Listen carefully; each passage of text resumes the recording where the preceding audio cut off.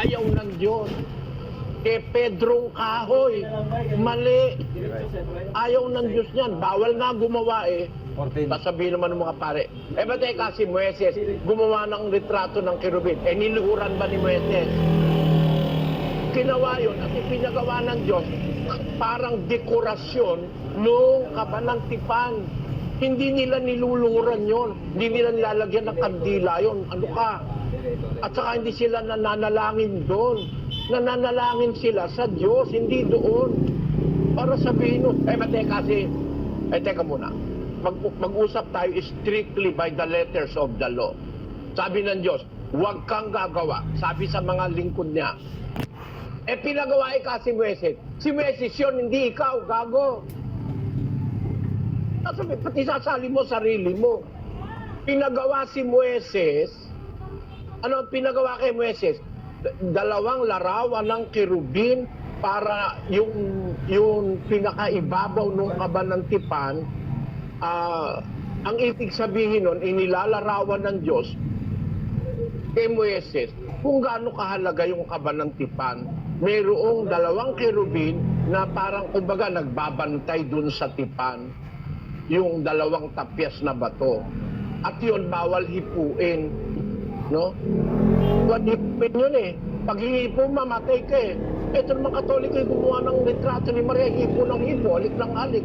Halik ng halikehos, halik ng halik kung kani-kanino. Mag-isip nga kayo mga kababayang Katoliko, pati itong mga pari, maawa kayo sa inaakay nyo. Pinaglululoko nyo habang panahon, mga pari kayo. Naku, sana kung may Pilipinong Katolikong kardinal, pangalawa sa Papa yun, makikipagdiskusyon. Pag hindi ko napatunayang bawal yan, putulan nyo ako lalamunan. Tingnan nyo, ginagawa. Hihipuin pa eh. Ahalikan pa. Pupunasan pa ng panyo. Gawa ng kamay ng tao yan. Bawal ng Diyos yan, mga kapatid. Kaya, pag sumamba ka, nagsimba ka sa simbahang Katoliko, tiyak na tiyak, pagpunta pa lang doon, kasalanan na gagawin mo. Kasi luluhod ka doon sa Diyos-Diyosan eh. Mga kapatid, huwag kang magagalit, dinidiretsa lang kita. Panahon na para ang Pilipino, huwag naman tayong paloko ng harapan. Bawal ng Diyos yan eh. Kasuklam-suklam sa Diyos yan. Luluhod ka, hihipo ka, sasalitin mo, hahalikan mo yung kahoy at saka yung bato. Basahin natin ang Jeremias. Kapitulo 2, verse, hindi yan. Kapitulo 4 ba yun? Nakiap. Verse 9 ng Jeremias. Kaya sa kaniyang kahiyahiyang kahalayaan ay dinungisan niya ang lupain at nakiapid sa bato at sa kahoy. No? Nasa Bibliang Katoliko yan. In fact, Bibliang Katoliko yan eh. Sa kanyang kahiyahiyang kahalayan, dinungisan niyang lupain, nakiapid sa bato at sa kahoy. Mayroon mong pakikiapid yan. Ang tindi mo? Bato at kahoy, nakiapid ka. Sino, yakapin mo ba naman yung bato at kahoy? Tapos sasabihin mo, ito ikaw, hindi ito natakap ko. Patungkulay ka sa Diyos ito. Sige nga, puntahan natin yung katwiran mo na patungkol sa Diyos yan.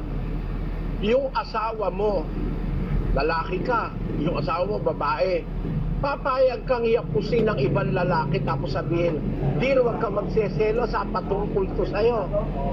Pwede ba yun? Ngayong gabi, ang kasiping ko si kumpare, pero huwag ka magseselos dahil patungkol sa'yo ang lahat ng gagawin ko. Gago! Sinong matinong lalaki maniniwala at papayag nun?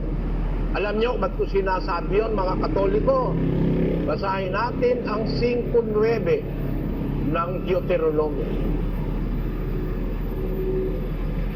Huwag mong yuyukuran sila o paglilingkuran man sila, sapagkat akong Panginoon mong Diyos ay mapanibughuing Diyos. Kaya naninibugo ang Diyos, ano? Ayon sa Biblia, yung totoong Diyos, marunong manibugho yun. Hindi patay malisya yun. Na nakikiapid ka na sa kahoy at sa bato, okay lang sa Kanya. Yung Diyos ng Katoliko, walang ano yun, walang pakiramdam. Pero yung Diyos ng Biblia, thou shalt not bow down thyself unto them, nor let them. For I, the Lord thy God, am a jealous God. Ano pa gusto nyo? Naghihinakitan Diyos, nagseselos siya. Sukat na siya lumikha sa'yo, tapos gumawa ang larawan, at yun ang niluhuran mo. Imbis na yung gumawa sa'yo ang luhuran mo, ang niluhuran mo, yung ginawa mo. Diba malaking kagaguhan yon? 1.25 ng Roma. Pakinggan nyo. Sapagkat pinalitan nila ang katotohanan ng Diyos ng kasinungalingan at sila'y nagsisamba at nangaglingkod sa nilalang kaysa lumalang na siyang pinupuri magpakailanman siya nawa. Tamo, they changed the truth of God into a lie and worship and serve the creature more than the Creator, who is blessed forever. Amen. Sabi sa Kastila, porque cambiaron la verdad de Dios por la mentira y adoraron y sirvieron a la criatura en lugar del Creador, quien es bendito por los siglos. Amen. Di ba mamaliwanag sa inyo yan, ano? Katarantaduhan yan, na ipagtanggol nyo pa yung pagluhod dyan sa mga kahoy, bato, plastic, styrofoam, kung ano-anong materyales, at saka yung, bitruang barko, meron eh. Fiberglass, may mga juice-juicean ngayon, fiberglass na. Luluhuran mo yan. Makonsensya ka, bawal ng Diyos ka, nasa banal na kasulatan, nasa Bibliang Katoliko, anumang larawang inanyuan, kawangis ng anumang anyo sa langit. Asan ba si Kristo? Sa langit, o sa lupa, o sa tubig sa ilalim ng lupa. Huwag kang gagawa ng mga larawang ganyan. Huwag mong yuyukuran sila o paglilingkuran man sila. Ang sabi sa Bisaya, dili mo yukbo ang imong kaugalingon kanila, ni magalagad kanila. Kay ako ang Ginoo nga imong Dios, mao ang Dios nga abughuan. Dios nga abughuan. Dios kong mapangalalo, sabi sa Kapampangan. Dios kong mapangalalo. Sabi sa Ilocano, tasyak ni Apo at Dios mo, manangimonak ang Diyos. Nagseselos ang Diyos eh. Nasa pasyon din yan. Baka hindi kayo... kaya itong Katoliko, mag-aral lang kayo. Hindi kayo maluloko ng mga pari nyo eh. Sabi ng pasyon, dapat na maghinanakit sa'yo ang puong marikit. Ginto't pilak, yamang munti, sa'yo'y di pinagkait, kay Baal mo pinagsulit. Naghihinanakitan Diyos, nagseselo. Binigyan ka ng ginto, binigyan ka ng pilak, binigyan ka ng yaman. Tapos kay Baal sa Diyos-Diyusan, si Baal po isang Diyos-Diyusang bato sa Kanaan. Sabi, kay Baal mo ipinagsusulit. Isipin mo, parang ganito. Yung asawa mo nag-abroad, nagpadala ng pera sa Pinas. Bumili ka ng kama. Tapos yung kama mo na binili mo sa pinagpaguran ng asawa mo sa abroad, ibang lalaki siniping mo sa'yo. Ako man, baka pag nakita ko kayo, bombayin ko kayo eh. No? Pagkatapos ngayon, makakatwiranan pa nito mga gagong pare. Hindi rin sila sumasamba. Lumuluhod ka nga eh. Ano pa tawag mo ron? Ito kasi Soriano, malisyoso. Hindi namin sinasamba, ginagalang lang namin. Nakausap ko yung pari sa Guapa. Ganun ba? Ginagalang mo, tanong ko sa'yo. Yung magulang mo, ginagalang mo. Oo, kaya nilalagay ko yung retrato ng nanay ko dun sa sala o sa kwarto ko. Ginagalang mo. Okay, tama yun, galang ang magulang. Pati retrato, ginagalang mo na. Sige, okay ako dyan. Tanong ko sa'yo, yung retrato ng nanay mo, nilalagay mo bulaklak? Naglalagay ka ng kandila? Lumuluhod ka sa retrato ng nanay mo, saka ka nananalangin at nagkukuros-kuros? Yun ba ang paggalang? Sobra na yun pagsamba na nga yun Yung pagluhod, pagsamba yun. Ginagalang mo lang, di mo naman nilalagyan ng kandila retrato ng tatay mo Lalagyan mo, sampagita araw-araw, piso sampagita, tapos kandila, 2. Tapos luluhod ka at mananalangin ka. Nananalangin ka ba sa retrato ng tatay mo? Yung mga palusot ninyo, katarantaduhan niyang palusot na yan, hindi raw nila.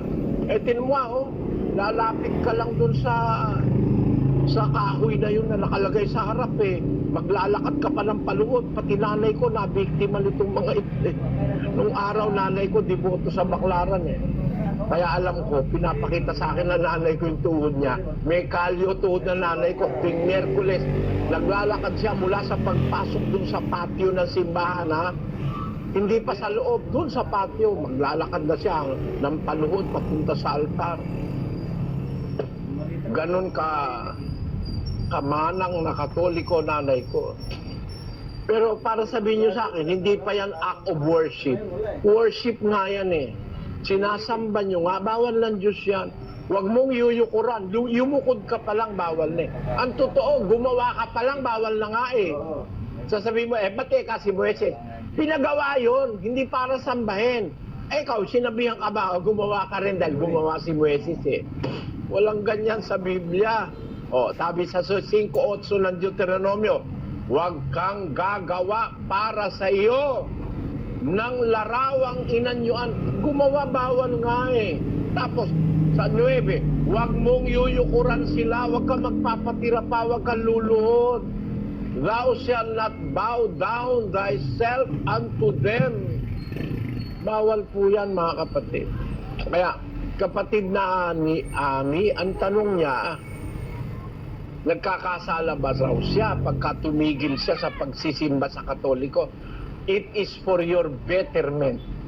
Sa ikabubuti mo na humiwalay ka na sa pagsamba sa Diyos-Diyusan. Humiwalay ka na doon. Kasi dalawa naman lang you have to take the stand. Dalawa lang yan It's either naniniwala ka sa Diyos o hindi.